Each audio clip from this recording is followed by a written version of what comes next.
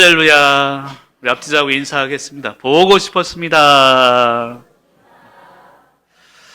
오늘 예배 가운데 주시는 하나님의 음성, 사랑의 음성을 듣는 저와 여러분이 되시기를 간절히 축복합니다. 많은 분들이 기도해 주셔서 4일간의 금식을 끝내고 이 자리에 또 설교의 자리에 오게 하심을 감사드립니다. 우리 장로님들이 저 대신 설교를 해주셨는데요. 제가 인사를 많이 받았습니다. 기대 이상이었다라는 제가 카톡을 받았고요. 똑 부러지신 설교를 들었다. 이런 이야기를 제가 받았습니다. 아니 우리 장로님들 어제 설교하셨나 하실 텐데 새벽 기도에 나오시면 압니다. 새벽 기도 때만이 아니라 다음번에는 오전 예배 설교를 좀 부탁드려야 되겠다. 그런 생각도 들어집니다. 그 중에 한 분이 저에게 그러셨어요. 목사님 자리가 위협받을 것 같은데요. 그러시더라고요. 제가 그랬습니다. 많이 위협해 주십시오. 여러분의 삶을 통해서 경건의 말씀을 살아가면서 목사를 위협해 주시길 바랍니다. 그래야 교회가 세상 가운데 빛과 그리고 소금의 역할을 감당할 수 있기 때문입니다. 여러분 작년에도 그랬는데요. 금식하면서 느끼는 게 있습니다. 여러분 금식하면요. 수염도 안 자라더라고요. 제가 4일 금식을 하면서 첫날은요. 요놈이 이제 좀 못 깨달았나 봐요. 수염이 그냥 자라는데 그 이튿날부터는 수염이 안 자라요. 제가 첫날 수염을 자르고 이튿날부터는 수염을 안 자랐습니다. 이튿날쯤 되니까 밥이 안 들어오거든요. 아, 이제 안 들어오나 보다 하고 몸이 느끼는 것 같습니다. 왜 제가 이런 얘기를 하냐면 교회란 공동체는 바로 그런 공동체입니다. 서로의 고통을 분담하는 공동체가 될 수 있어야 된다는 것입니다. 여러분 새벽 예배할 때마다 추우시죠? 불편합니다. 오후 2시 예배를 시작했더니 그때까지 거할 공간이 없습니다. 그것 또한 불편합니다. 여러분들 여러 가지가 불편해요. 오늘 또 아침에 일부 예배 끝나고 돌아보다 보니까 우리 찬양대 연습실을 저쪽으로 옮겨놨더니 거기도 부족하고 거기도 어떻게 하면 좋을까? 또 다른 고민이 생겼습니다. 여러분 그러나 우리가 기억해야 될 게 있습니다. 불편은 불평함의 대상이 아니라 분담의 대상이라는 것입니다. 한번 따라할까요? 불편은 불평의 대상이 아니라 분담의 대상입니다. 많은 부분 불편함이 있을 것입니다. 오늘 그 불편함을 위해서 또 장로님들이 모이려고 합니다. 어떻게 하면 불편함을 해소할까? 늘 고민합니다. 하지만 그럼에도 불구하고 불편함이 존재한다면 불평이 아니라 서로 분담을 통해서 하나가 되는 고통을 분담하는 그런 교회가 되시기를 간절히 축원합니다. 여러분 올바른 길을 걸어갈 때 고난이 존재하는 것이죠. 아니 좀 더 얘기하면요. 올바른 길을 걸어가면 올바른 고난이 존재한다는 것입니다. 아니 목사님 고난에도 올바른 고난과 잘못된 고난이 있습니까? 이렇게 저에게 물어보신다면 좀 다릅니다. 여러분 고난은 같지만 이 고난을 올바르게 경험하면 올바른 고난의 결과는 긍휼을 낳습니다. 그런데 같은 고난이라도 그것을 잘못 경험하게 되면 그 고난의 결과는 원망만 남게 되는 것입니다. 사랑하는 성도 여러분, 지금의 불편함과 고난 속에서 어떤 결과를 낳으실 것입니까? 긍휼의 결과로 함께 서로를 품고 나아가는 경건의 교회가 되시기를 간절히 축원합니다. 금식하면서 두 가지 단어에 집중하면서 그리고 고민을 했습니다. 첫 번째는 길이라는 단어고요. 두 번째는 고난이라는 단어입니다. 여러분 내 길인가? 이 고민을 많이 했습니다. 목사로서 내가 걸어온 길, 앞으로 걸어가야 될 길, 나의 길인가? 결론은 주님의 길이죠. 내 길이 아닌 것입니다. 가끔 그런 얘기를 듣습니다. 목사님 목회 성공하길 바랍니다. 성공하길 기도하겠습니다. 그런 이야기를 많이 듣습니다. 근데 여러분 목회마저 성공을 경쟁한다면 그것은 진정한 목회가 아닐 것입니다. 한 영혼 한 영혼을 품고 목회는 성공이 아닌 성결을 향해 나아가야 되는 길인 줄 믿습니다. 셋째 날이 되니까요. 나이가 들었는지 이제는 힘들더라고요. 힘이 하나도 없습니다. 그냥 셋째 날은 누워만 있고 싶더라고요. 근데 아내에게 얘기했습니다. 여보, 일어나서 우리 걸읍시다. 무조건 나갔습니다. 처음 걷는 길인데요. 여러분 놀라지 마십시오. 하나도 헤매지 않았습니다. 진짜 놀라지 않으시네요. 근데 왜 헤매지 않았는가 제가 돌아보니까 목적지가 없었거든요. 그냥 걸었습니다. 여러분, 셋째 날과 넷째 날 아내와 걸은 키로수가 30km가 넘습니다. 힘이 하나도 없는데 그냥 걸은 거예요. 근데 목적지가 없으니 헤맬 일이 없더라고요. 그냥 걷다가 힘들면 돌아가면 되는 것입니다. 여러분, 오해하지 마십시오. 목적 없이 살라는 게 아니라 우리의 목적은 예수 그리스도라는 것입니다. 여러분, 재물이 목적이 되면 경쟁하고 서로 다툽니다. 권력이 목적이 되면 또 다른 권력에 희생될 뿐입니다.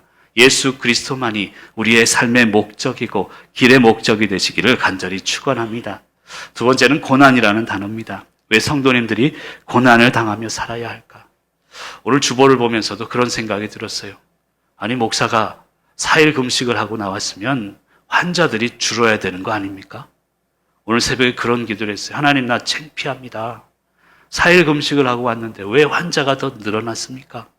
이런 고민을 하고 이런 기도를 하게 되었습니다. 여러분, 그럴 때 많잖아요. 나는 올바른 길을 걸어가고 있는데, 하나님께 기도하며 눈물로 나아가고 있는데 오히려 고난이 우리에게 닥칩니다. 아니, 안 믿는 사람들은 나보다 더 잘 살아가는데 왜 나에게는 이런 고난이 있을까? 욥의 고난을 계속 묵상하게 되었습니다. 여러분, 욥의 1장 1절에 보면 욥기 1장 1절에 이런 말씀이 있습니다. 같이 한번 화면을 보며 읽어볼까요? 욥기 1장 1절입니다. 같이 읽습니다. 시작.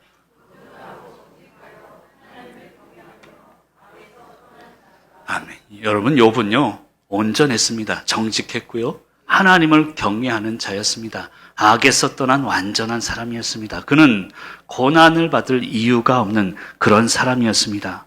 그런데 왜 그가 고난을 받게 됩니까?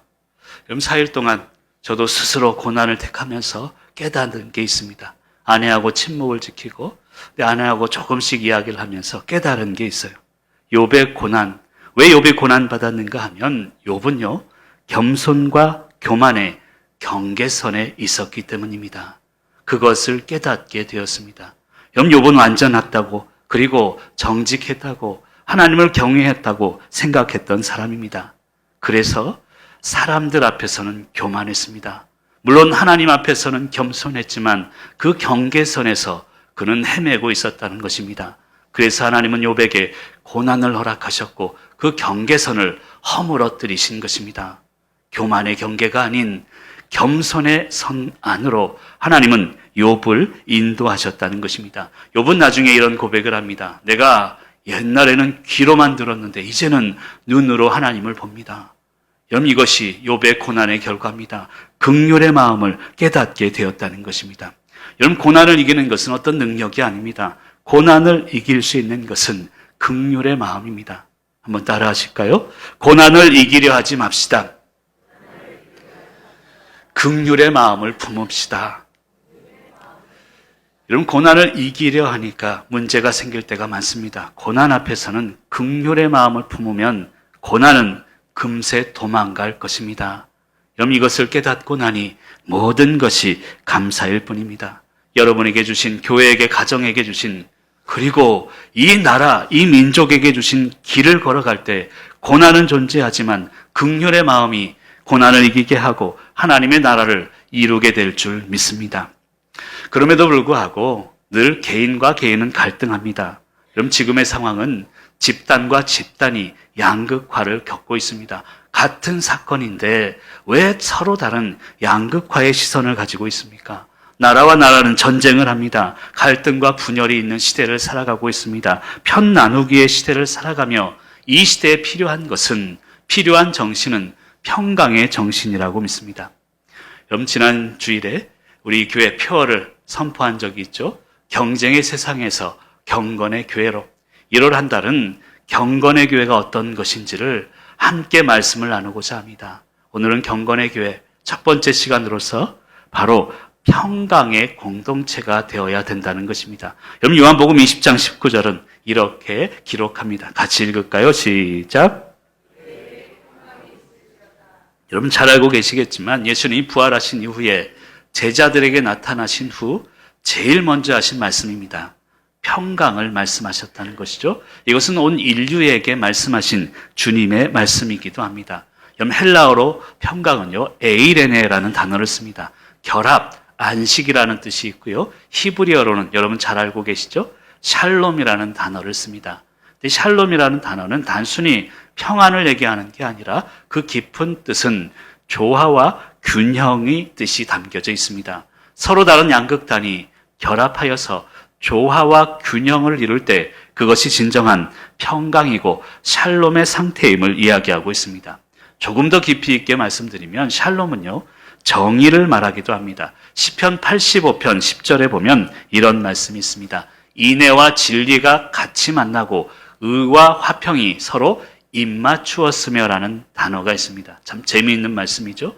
의와 화평이 입맞추었다는 것은 정의와 평강은 동일한 개념임을 설명하고 있다는 것입니다. 그래서 샬롬은 정의를 의미합니다. 결론적으로 평강이라는 것은 서로 다른 두 극단이, 샬롬이라는 것은 양극이 결합하여서 조화와 균형을 이룰 때에 정의로운 시간들을 만들어가는 그 상태가 바로 평강의 상태입니다. 사랑하는 성도 여러분, 우리가 이 올 한 해는 경쟁의 세상을 떠나 경건의 교회의 삶을 살아야 될 줄로 믿습니다. 그 경건의 교회란 것은 바로 이 평강의 상태를 유지하고 날마다 살아가는 그런 삶임을 믿으시길 바랍니다. 여러분 개인이 그리고 가정이 우리 교회가 아니 이 나라 이 민족이 평강의 공동체가 될 수 있도록 기도하는 한 해가 되시기를 간절히 축원합니다. 평강을 위해서 필요한 것들이 많긴 하지만 그중에 우리가 가장 일상적인 것에서 발견하는 것은 말입니다. 말을 통해서 평강을 이룰 수가 있다는 것이죠.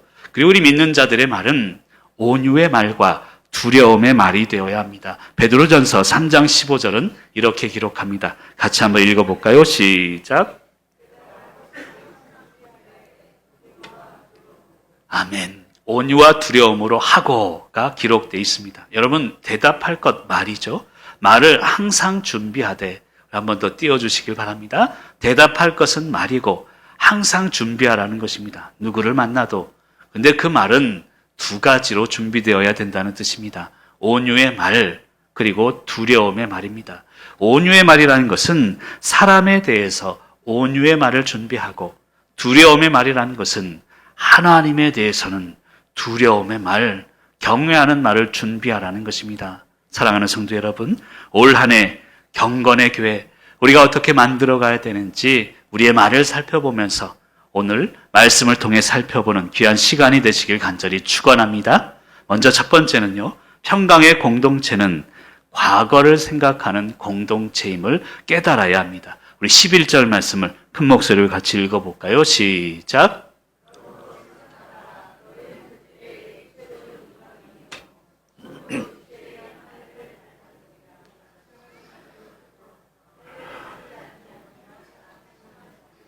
아멘. 그러므로 생각하라. 그리고 그때라는 단어를 씁니다.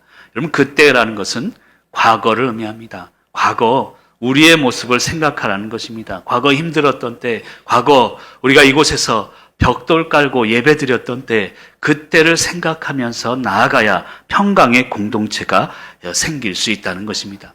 3절 말씀에 보면요, 본질상 진노의 자녀, 이게 과거의 우리의 모습 아닙니까? 죄인이었고 구원받을 수 없는 우리의 존재였습니다. 근데 7절에 보면 은혜의 지극히 풍성함으로, 은혜로 말미암아, 8절에는 믿음으로 말미암아 구원을 얻었다. 그리고 11절에서 그래서 이거 생각하며 살아라. 이런 이야기를 오늘 말씀은 이야기하고 있다는 것입니다. 사랑하는 성도 여러분, 2025년 한 해 우리 교회가 경건의 교회로 나아가기 위해 평강의 공동체가 되어야 될 줄 믿습니다. 그러기 위해서 과거를 생각하시기를 바랍니다. 여러분 생각에 대해서는 깊게 해야 합니다. 그러나 행동에 대해서는 단순해야 하는 것입니다. 생각은 깊게 하고 행동은 단순해야 합니다. 근데 이게 바뀌어서는 문제가 생깁니다. 생각은 단순하게 하고 행동은 할까 말까 그래서는 안 된다는 것입니다. 사랑하는 성도 여러분, 다른 거 없습니다. 늘 과거의 은혜, 그리고 과거 힘들었던 때 그때를 생각하며 날마다 감사하시기를 바랍니다. 여러분 과거를 생각하십시오. 그러나 과거에 얽매어서는 안 된다는 뜻입니다. 여러분 기억하십니까? 이곳에서 첫 예배를 드릴 때 물이 흥건했다고 들었습니다. 앉을 자리가 없어서 벽돌을 깔고 예배드렸던 그때 그 과거를 생각하십시오. 그러나 그 기억에 머물러 있어서는 안 됩니다. 여러분 이렇게 표현할까요? 많은 생각보다 깊은 생각이 더 필요한 때입니다. 깊은 생각. 금식을 하면서 깊은 생각을 하기 위해서 노력을 했습니다. 근데 깊은 생각이란 무엇일까요? 이런 생각 저런 생각이 있겠지만 저는 제가 내린 결론은 그렇습니다. 가슴 두근거리는 생각이 깊은 생각이 아닐까라는 생각이 듭니다. 여러분 하나님을 생각하면 설레이고, 그리고 교회의 부흥을 생각하면 설레이고, 그리고 가정, 우리 자녀들, 손자 손녀들을 생각하면 설레이는 그 마음, 그것이 바로 깊은 생각임을 우리는 깨달아야 합니다. 여러분 도널드 주톤이라는 사람이요, 인간 생각에 대한 연구를 했는데 이런 이야기를 했습니다. 한번 여러분이 공감하실 것 같은데 같이 한번 읽어볼까요? 인간은 띄워주십시오.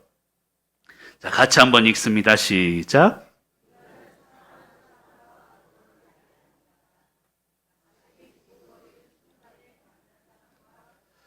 여러분 인간의 결혼에 대해서 이런 결론을 내렸다는 거예요.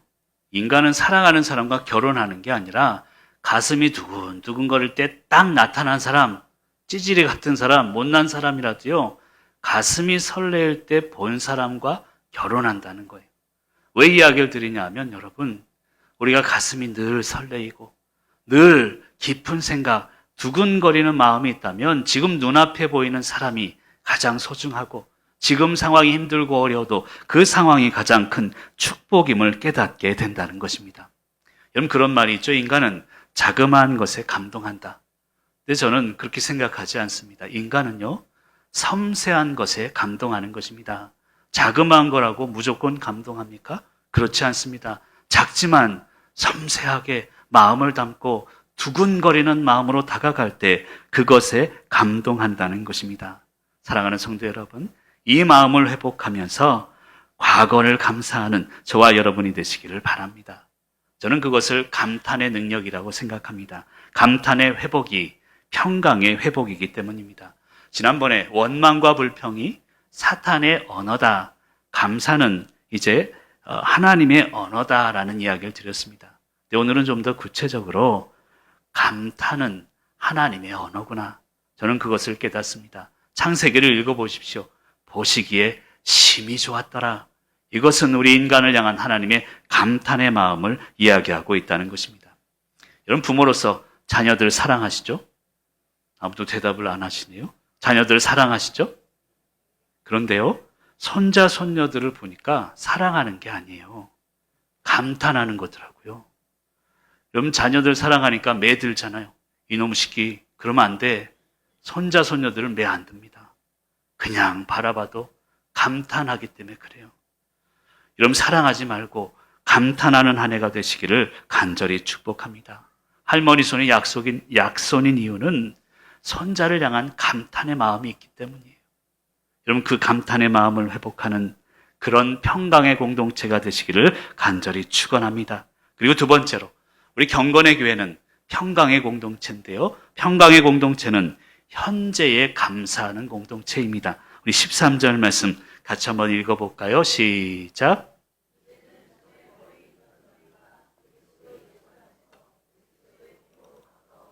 아멘. 여러분 13절에는 이제는이라는 얘기를 합니다. 이제, 현재를 얘기합니다. 그러므로 생각해라. 그때를 생각해라. 과거를 생각하라는 의미입니다. 그리고 이제는 현재에 감사하라. 이것을 설명하고 있습니다. 현재에 감사해야 우리의 지금 모든 공동체가 평강의 공동체가 된다는 것입니다. 아까도 얘기했지만 과거를 생각하는 공동체가 평강의 공동체가 될 것입니다. 그런데 자꾸 과거의 일을 끄집어내는 공동체가 되어서는 안 됩니다. 왜냐하면 과거는요, 후회의 대상이 아니라 회개의 대상일 뿐입니다. 그래서 성령님의 시각은 과거에 있지 않습니다. 현재를 지나 미래를 바라보게 하는 것이 성령님의 시각입니다. 그리고 감사는요, 미래의 소망을 담는 그릇임을 깨달아야 합니다. 제가 금식하면서 깨달은 것입니다. 우리 감사는 그 부분 한번 읽어볼까요? 감사는 시작. 그럼 미래, 축복, 소망들 감사하지 못하면 담을 수가 없습니다. 오늘을 감사하시기를 바랍니다. 지금을 감사하시기를 바랍니다. 지금 감사하지 못한 자에게 미래의 소망은 오지 않기 때문입니다. 그래서 13절에 보면 이제는이라고 표현합니다. 현재의 모습을 이야기합니다. 과거에는 내가 찌질이었고 죄인이었고 아무것도 할 수 없는 존재지만 이제는 달라졌다는 것입니다. 이제 지금 현재에 감사하라는 것입니다. 여러분, 과거에는요, 신학적으로 우리 선배 목사님들도 그랬습니다. 교회에 대해서 이런 질문을 했습니다.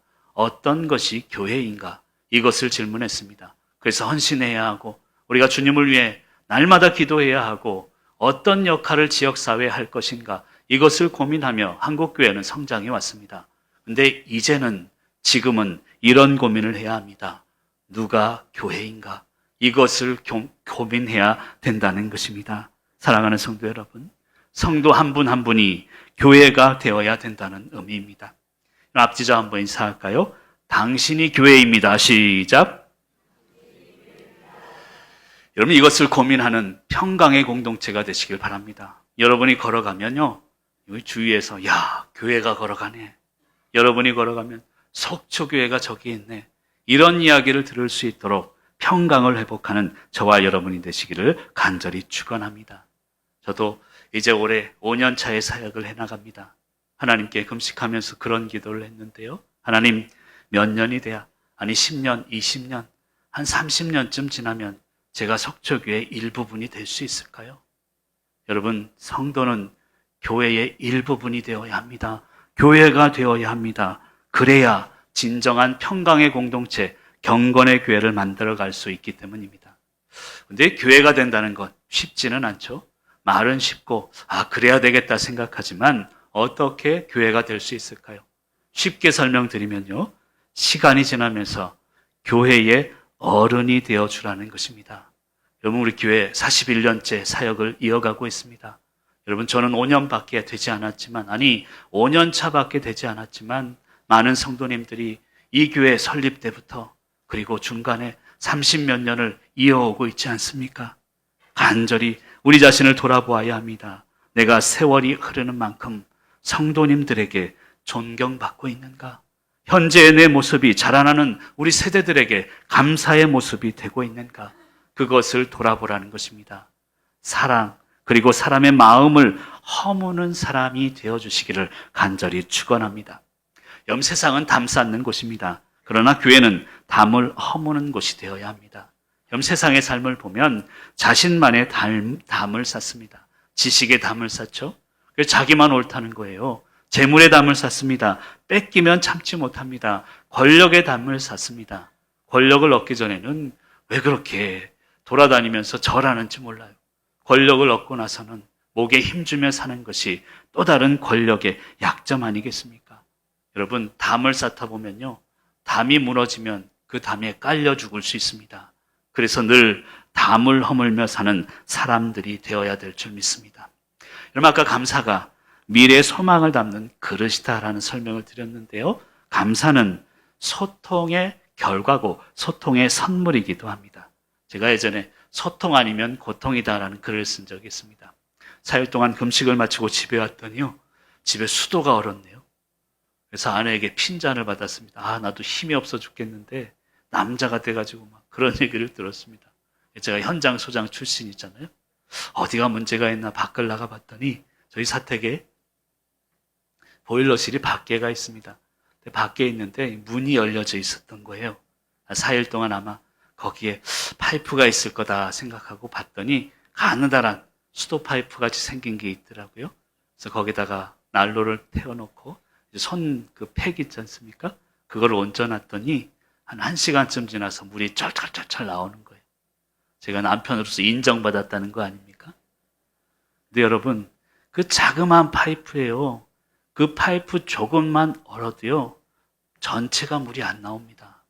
전체가 고통받는 거예요. 2025년 한 해는 모든 막혀있는 것들을 열고 허물고 지금 현재에 감사하는 저와 여러분들 평강의 공동체, 경건의 교회가 되시기를 간절히 축원합니다. 마지막으로 평강의 공동체는요, 미래를 소망하는 공동체입니다. 과거를 생각하십시오. 현재에 감사하십시오. 그리고 미래를 소망해야 된다는 것입니다. 우리 19절 말씀 큰 목소리로 읽어볼까요? 시작.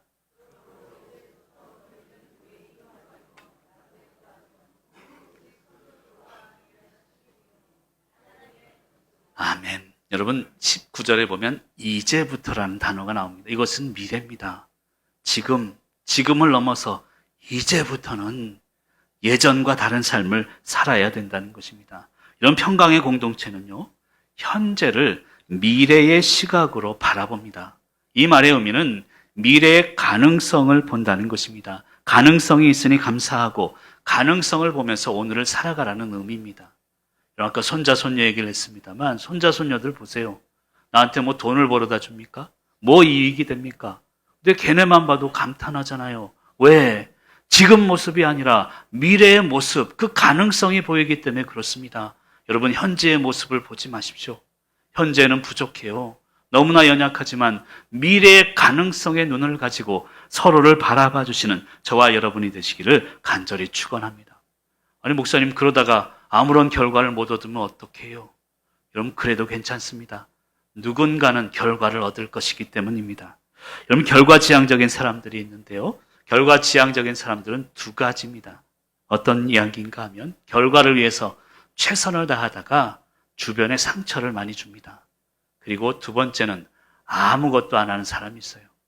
이 사람은 목적, 그것을 위해서 열심히 해야 되기 때문에 아예 목적 자체를 갖지 않는다는 것입니다. 사랑하는 성도 여러분, 하나님은요, 결과가 아닌 과정을 보시는 분이십니다. 중요한 사실은 인간 성취의 결과는 늘 사라집니다. 하지만 그 과정은 우리에게 남는 것임을 깨닫는 저와 여러분이 되시기를 간절히 축원합니다. 그래서 자꾸 과거로 돌아가지 말라는 거예요. 여러분 과거로 회귀하는 사람들의 특징이 있습니다.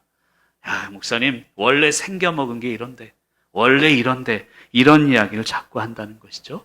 맞는 말이에요. 하지만 옳은 말은 아닙니다. 하나님의 형상으로 지어진 인간이기 때문에 우리의 미래가 우리에게 주님과 함께 동행할 때 우리에게 주어지는 것입니다. 사랑하는 성도 여러분, 오늘 말씀을 통해서 미래를 소망하는 저와 여러분들이 되시기를 간절히 축원합니다. 여러분 살다 보면요, 상황에 대한 실패가 있고요, 사람에 대한 상처가 있습니다. 그런데 이 실패와 상처를 통해서 하나님을 보게 하세요. 그리고 나를 깨닫게 합니다. 실패 속에서, 아무리 해도 안 되는 아픔 속에서, 그리고 상처 속에서, 나를 믿었던, 내가 신뢰했던 사람들과의 상처 속에서 하나님을 보게 되고 나 자신을 깨닫게 됩니다. 그리고 다른 사람에 대한 내 삶의 태도가 변하게 되는 것입니다. 이런 변화는요, 사실 원래 내 모습을 넘어서는 것이죠. 새로운 존재로 나아가는 것입니다. 옛사람이 새 사람이 되는 것입니다. 근데 더 중요한 변화는 내 원래의 모습을 되찾는 것입니다. 내 안에 하나님께서 나를 통해 이루시기 원하시는 계획이 있습니다. 여러분만을 향한 계획, 그 삶을 회복하는 것이 진정한 변화임을 믿으시길 바랍니다. 남 흉내내지 않는 2025년이 되길 바랍니다. 남이 가진 것 부러워하다가 남 따라가다가 여러분 다움을 잃어버릴 수 있는 것입니다. 믿음이란 것은 세상에 물들어 있는 나를 떠나서 나 다움을 회복시키는 능력입니다. 가정이 가정다움, 그리고 교회가 교회다움, 나라가 나라다움을 회복해야 우리의 삶은 평강의 삶으로 인도됨을 믿는 그런 삶을 사시기를 바랍니다. 사랑하는 성도 여러분, 경쟁의 세상을 떠나 교회, 경건의 교회 안으로 우리의 변화를 만들어가는 저와 여러분이 되시기를 간절히 축원합니다. 교회 학교 아이들이 교회의 미래인 줄 믿습니다. 아이들의 성장이, 아이들이 없으면 3, 40년 후에 교회의 미래는 없는 것이죠. 그런데 저는 그런 이야기를 먼저 드리고 싶습니다. 아이가 교회의 미래지만 그 이전에 어른이 교회의 미래입니다. 왜냐하면 어른이 있어야 아이를 키울 수 있기 때문입니다. 어른다운 어른이 있어야 되는 것입니다. 이런 평안한 가정에는요, 본받을 만한 어른이 존재합니다. 어른이 있으니 가정이 평안한 것이죠. 그런 어른이 되어주시기를 바랍니다. 어른이 있는 교회가 미래가 있기 때문입니다. 사랑하는 성도 여러분, 이제 2025년 한 해 세월이 흐르면서 존경받는, 그리고 교회가 되는 평강의 공동체가 되어주시기를 간절히 축원합니다. 그래야 미래를 소망하게 되는 것이죠. 이런 미래를 욕심내라는 이야기가 아닙니다. 이런 마태복음 6장 34절에 보면 이런 말씀이 있습니다. 같이 한번 읽어볼까요? 시작. 여러분 아무 일 하지 말고 될 대로 되라 이 말씀이 아닙니다. 시간의 주인은 하나님이시고 미래는 미래에 맡겨두라는 것입니다. 하나님이 우리를 인도하신다는 것입니다. 욕심내다 보면 모든 것이 깨질 수 있습니다. 여러분 옛날 얘기입니다. 제 친한 친구가 있었는데요. 제주도에 있을 때 이야기했는데 전에 한번 얘기한 것 같기도 하네요. 이제 귤이 먹고 싶어서 시장에 가서 귤을 샀대요. 그래서 5,000원어치 귤을 샀는데 10,000원이 있길래 10,000원을 주고 5,000원어치 귤을 샀대요. 근데 그 시장에서 파는 할머니가 거스름돈을 얼마를 줘야 돼요? 5,000원이죠. 근데 6,000원을 줬대요. 그 이 친구가 조금 고민을 했답니다.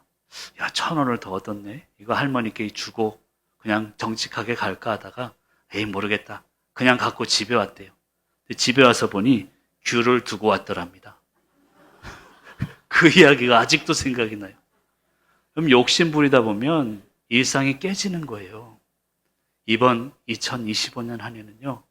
욕심이 아닌 안심의 한 해가 되길 바랍니다. 이런 미래에 대한 성도의 자세예요. 빨간 글씨만 한번 읽어볼까요? 시작. 그럼 욕심내면 깨집니다. 안심하시길 바라요. 하나님이 다 인도하실 거예요. 물론 내 생각대로는 아니지만 하나님의 계획대로 인도하실 줄 믿습니다. 이제 표어 경쟁의 세상에서 경건의 교회로, 경건의 교회 첫째 모습은 평강의 공동체입니다. 어떤 일이 있어도 욕심내지 않고 안심하겠습니다. 그런 마음으로 우리를 내려놓고 우리를 비우시기를 바랍니다. 예전에 제가 섬기던 교회에서 의사 선생님이 있었습니다. 내과 유명한 의사 선생님에게 제가 건강의 비결을 여쭤본 적이 있어요. 그분이 그런 얘기를 하시더라고요. 목사님, 건강하려면 잘 싸야 됩니다. 그 얘기 하셨습니다. 비워야 된다는 거예요. 잘 비워야 우리가 건강할 수 있는 것입니다. 올 한 해 비워야 채우실 것입니다. 채우시는 하나님을 바라보면서 평강의 공동체, 첫 번째 모습, 경건의 교회를 향해 나아가는 저와 여러분이 되시길 간절히 축원합니다.